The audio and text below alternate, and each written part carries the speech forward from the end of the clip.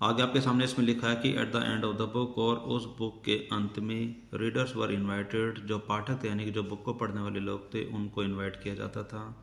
To help study butterfly, यानी कि तितलियों के बारे में और भी अध्ययन करने में सहायता करने के लिए उनको इन्वाइट किया जाता था, बुलाया जाता था। माइग्रेशन, उन तितलियों के प्रवास के लिए कि वो एक जगह से दूसरी जगह पर जो वो जाते हैं उनको बोलते हैं माइग्रेशन। उसके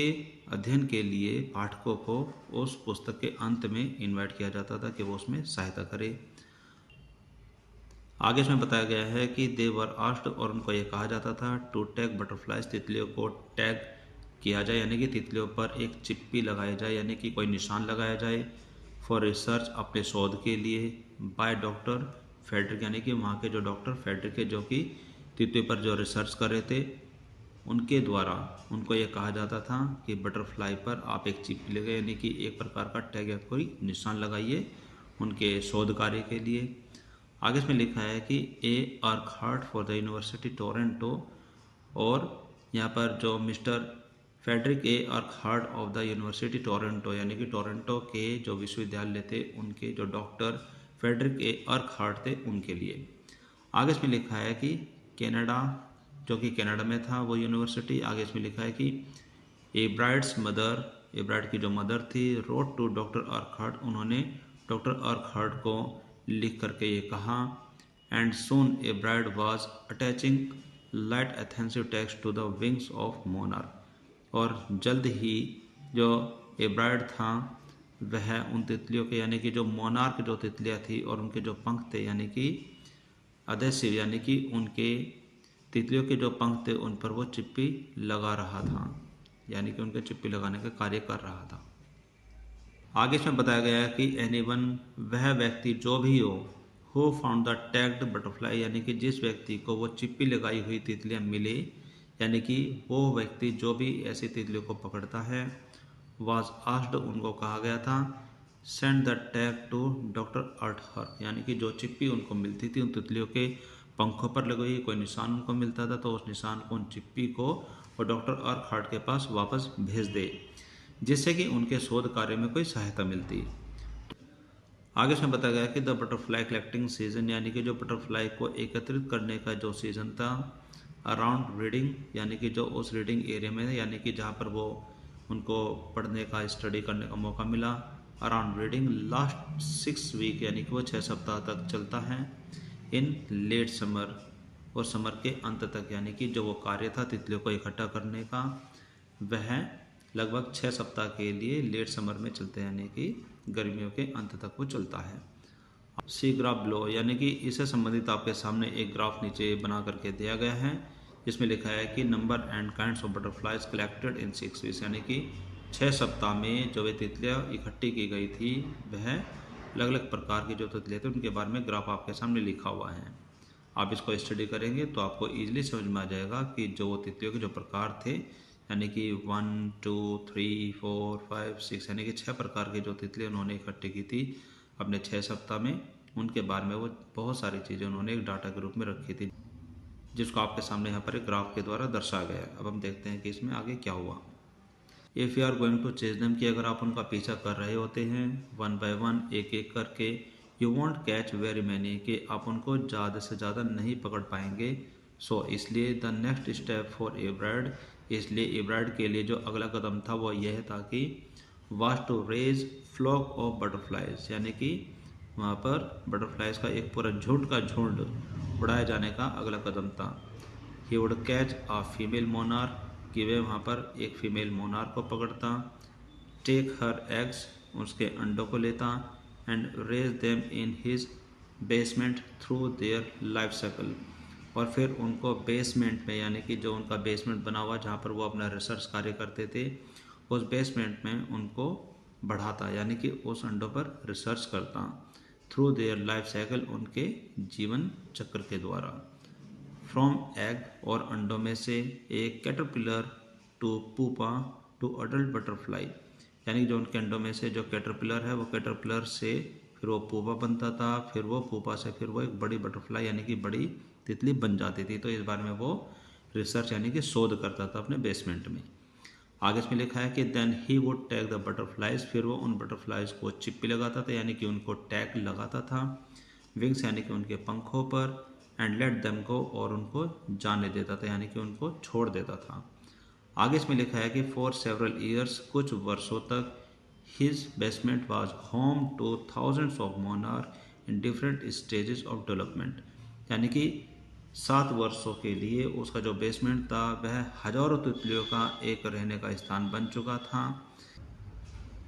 in different stages of development यानी कि उनके विकास के अलग अलग स्तर को देखते हुए वह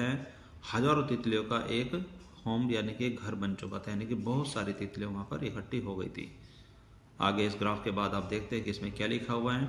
इवेंचुअली, और अंत में, I began to lose interest in tagging butterflies, फिर आगे वो इब्राइट कहते हैं कि अंत में ऐसा हुआ कि उनकी जो रुचि थी तितलियों को टैग करने की वो धीरे धीरे कम हो गई थी। इसमें लिखा है कि आई बिगेन टू लॉस इंटरेस्ट, यानी कि मेरा जो इंटरेस्ट था यानी कि जो रुचि थी वो धीरे धीरे कम हो गई थी इन टैगिंग बटरफ्लाइज, तितलियों को चिप्पी लगाने का जो कार्य था यानी कि उनको टैग करने का जो कार्य था उनमें उनकी रुचि कम हो गई थी। आगे इसमें लिखा है कि it's tedious and there is no much feedback, ये बहुत ही थकाऊ और पकाऊ कार्य था और इसमें कोई इसका कोई ज़्यादा फीडबैक हमें नहीं मिलता था, यानी कि उनको ज़्यादा जानकारी नहीं मिलती थी, वो और भी ज़्यादा जानकारी चाहते थे। इब्राइट सेड, इब्राइट ने कहा, इन ऑल द टाइम, पूरा का पूरा जो समय था, आई डिड इट, मैं पूरे के पूरे समय सिर्फ यही करता रहता था कि मैं उनको टैग करता था, फिर उसके ऊपर थोड़ी रिसर्च करता था, लेकिन अब वो थोड़ा कार्य उनको लिए थोड़ा अब उबाऊ और पकाऊ हो गया था, वो कुछ नया चाहते थे। आगे फिर वो कहते हैं कि ही लाफ्ड, फिर वो हंसे, फिर कहते हैं कि ओनली 2 बटरफ्लाइज, सिर्फ 2 ही तितलियाँ ऐसी थी, I had tagged were recaptured, सिर्फ 2 ही तितलियाँ ऐसी थी कि मैंने उनको टैग किया था और फिर वो दोबारा पकड़ी गई थी, and they were not more than 75 miles from where I lived, और वे जहाँ पर मैं रहता था वो 75 मील से अधिक दूर नहीं गई थी। साफ साफ आप इस सेंटेंस को पढ़ेंगे तो आपको पूरा क्लियर समझ में आ जाएगा कि ओनली 2 बटरफ्लाइज, सिर्फ 2 ही ऐसी तितलियाँ थी, आई हैड टैग्ड, जिनको मैंने टैग किया था यानी कि निशान लगाया था, उनको चिप्पी लगाई थी, वर रिकैप्चर्ड, जो कि वापस पकड़ी गई थी, and they were not more than 75 miles, और वे उस जगह से यानी कि फ्रॉम वेयर आई लिव्ड, यानी कि जहाँ पर मैं रहता था उस जगह से वो 75 माइल से अधिक दूर नहीं गई थी, यानी कि उनसे वो दूर नहीं थी। अब इतना पढ़ने के बाद में आपके सामने कुछ क्वेश्चंस और भी हैं जो कि आपके सामने है read and find out column में, यानी कि पढ़े और पता लगाइए। तो जो इसका पहला क्वेश्चन उसमें आपसे पूछा गया कि व्हाट लेसन डज एब्राइट लर्न, यानी कि एब्राइट किस प्रकार का लेसन सीखता है, यानी कि क्या सीखता है, when he does not win anything at science fair, कि जब वो किसी साइंस फेयर में कुछ भी नहीं जीतता है तो उसको क्या सीखने को मिलता है। आगे इसमें लिखा है कि what experiments and projects does he then undertake, और उस समय उसके सामने क्या शोध कार्य है और क्या प्रोजेक्ट उसके अंडर आते हैं, यानी कि इनको वो करता है। आगे इसमें लिखा है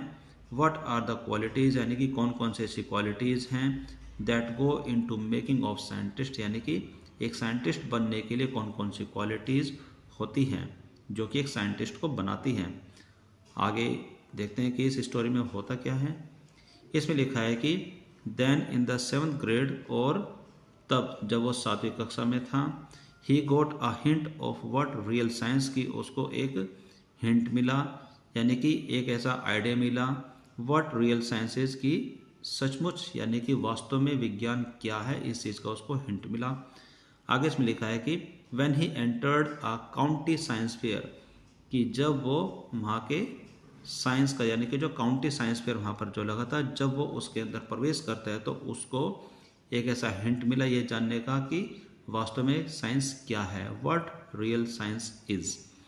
एंड लॉस्ट, और फिर वो वहाँ पर जा करके उन सारी चीज़ों को देख करके वो उसमें हो जाता है। आगे फिर वो बताते हैं कि it was really a sad feeling, कि वहाँ पर बहुत ही दुख भरी फीलिंग उनको आ रही थी, टू सिट देयर, वहाँ पर बैठने में, and not get anything while everybody else had won something, कि वहाँ पर बैठने में उनको बहुत ही दुख भरी फीलिंग आ रही थी कि नॉट गेट एनीथिंग, कि वहाँ पर वो कुछ भी नहीं उनको मिला था, वाइल, जबकि everybody else had won something, की जबकि जो अन्य जो लोग थे वो कुछ ना कुछ जीत चुके थे और वहाँ पर वो जा कर के उनको तो कुछ भी नहीं मिला था, इसलिए उनको वहाँ पर बैठने में बड़ी सैड फीलिंग का आभास हो रहा था, यानी कि बहुत दुख भरी भावना उनके अंदर चल रही थी, उनको दुख हो रहा था। आगे इसमें फिर वो बताते हैं कि इब्राइड सेड, इब्राइड ने कहा, his entry was slides of frog tissues, यानी कि जो उसकी जो प्रविष्टि थी, यानी कि जो वहाँ पर उन्होंने एंट्री कराई थी वो यह थे कि जो मेंढक के जो टिश्यूज थे, यानी कि जो मेंढक की जो कोशिकाएं थी उनकी स्लाइड्स के ऊपर उनकी एंट्री थी, यानी कि उनकी प्रविष्टि थी। विच ही शोड अंडर माइक्रोस्कोप, यानी कि जिन्होंने उस चीज़ को माइक्रोस्कोप के द्वारा प्रदर्शित किया था। Which he showed under a microscope, यानी कि जिसको उन्होंने सूक्ष्मदर्शी के द्वारा प्रदर्शित किया था। आगे इसमें लिखा है कि ही रियलाइज्ड, जिसको उन्होंने बाद में रियलाइज किया। द विनर हैड ट्राइड, यानी कि जो वहाँ के जो विजेता थे उन्होंने बहुत ज़्यादा कोशिश की थी। टू डू रियल एक्सपेरिमेंट, वास्तव में एक एक्सपेरिमेंट यानी कि कुछ अनुसंधान करने की कोशिश की थी। Not simply make a neat display, न कि सिर्फ एक बहुत ही सिंपल और साफ सुथरा डिस्प्ले लगाने की कोशिश की थी, बल्कि उन्होंने बहुत ही ज़्यादा मेहनत की थी एक रियल एक्सपेरिमेंट करने के लिए, बहुत ही सचमुच यानी कि वास्तव में एक आविष्कार करने की कोशिश की थी। आगे इसमें लिखा है कि ऑलरेडी द कॉम्पिटिटिव स्पिरिट, यानी कि पहले से ही जो उनके अंदर एक प्रतियोगितात्मक जो भावना थी, the competitive spirit that drives Richard Ebright, जो कि रिचर्ड इब्राइड को हमेशा आगे रखती थी, वॉज अपेयरिंग, वहाँ पर वो नज़र आ रही थी। मैं जानता था कि for the next years fair, यानी कि अगले वर्ष के साइंस फेयर के लिए, I would have to do a real experiment, कि मुझे भी बाकी स्टूडेंट्स की तरह एक रियल एक्सपेरिमेंट करना पड़ेगा। ही सेड, उन्होंने आगे बताया,